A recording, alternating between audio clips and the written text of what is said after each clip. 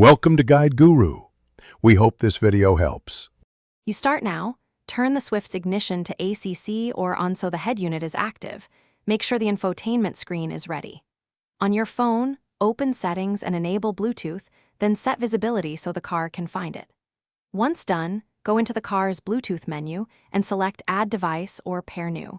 This begins discovery. You do this first because the head unit and phone must actively search at the same time for a stable handshake. Once the car appears on your phone, tap its name and watch for a PIN or passkey prompt.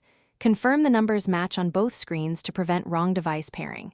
If the system asks, allow contacts and media access so calls and audio play through the car. This is why you grant permissions. Make sure to accept any prompts on the head unit too.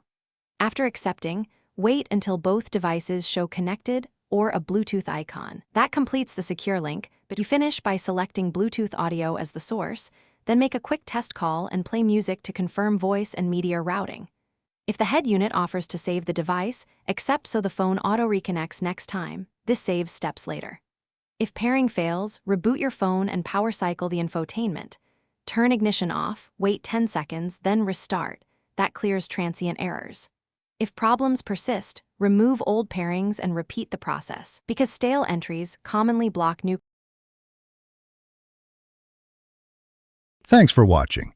Consider subscribing if we helped you today.